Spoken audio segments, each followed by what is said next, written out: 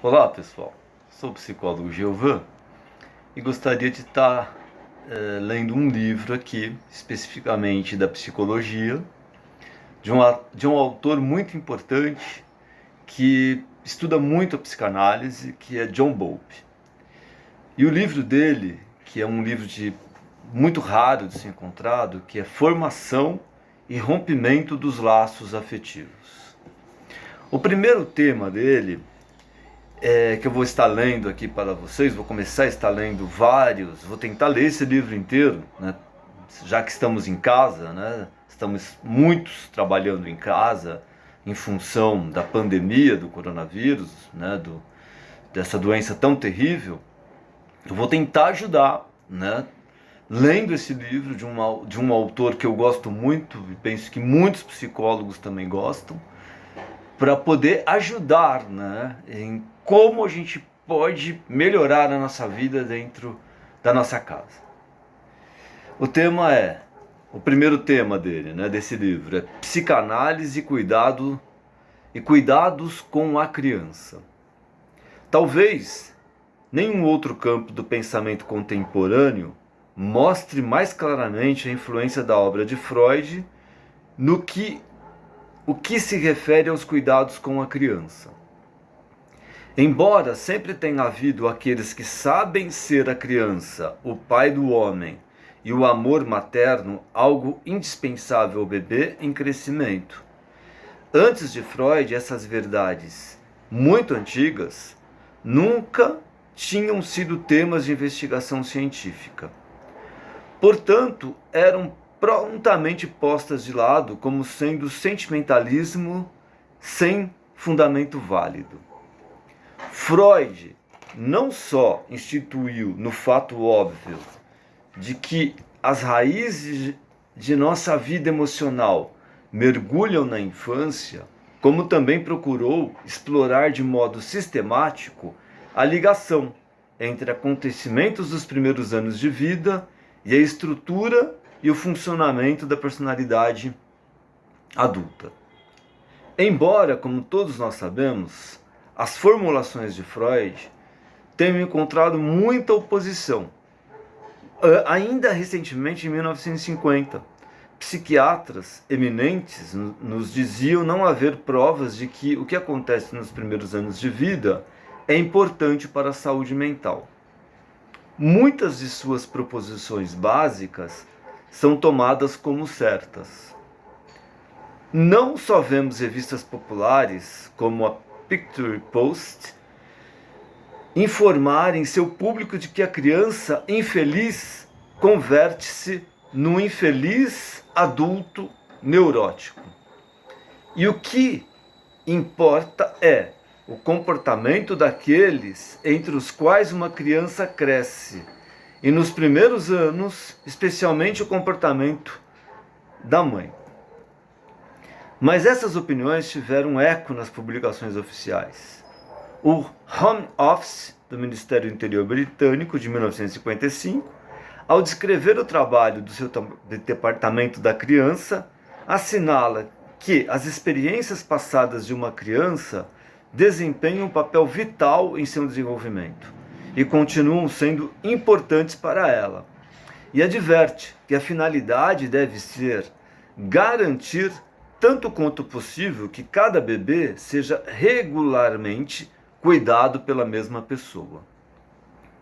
Finalmente, existe um relatório preparado por uma comissão nomeada pelo ministro da Educação, que trata de um modo abrangente de todos os problemas da criança desajustada. Baseia-se suas recomendações inflexivelmente em proposições tais como: a pesquisa moderna sugere que as influências mais formativas são aquelas que a criança recebe antes de iniciar a sua escolaridade, e que por essa época certas atitudes que podem afetar decisivamente todo o seu desenvolvimento subsequente já adquiriram forma.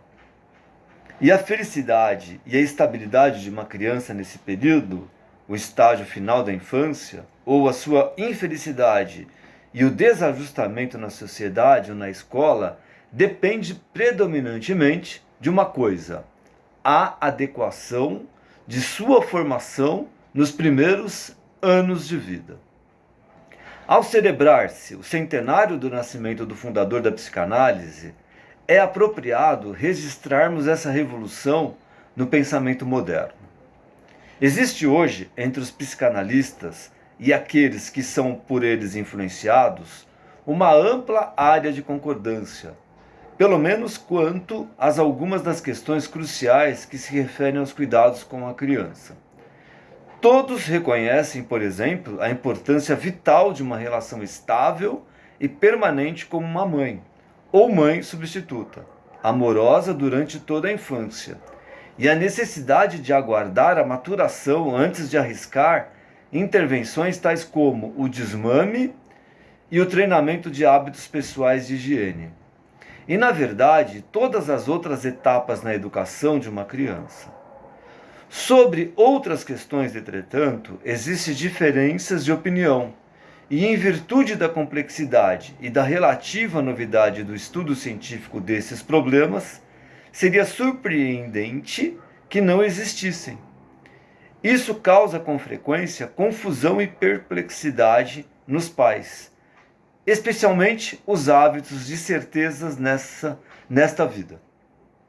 Como seria bem mais fácil para todos nós se conhecêssemos todas, ou pelo menos a maioria das respostas ao problema de como criar os nossos filhos.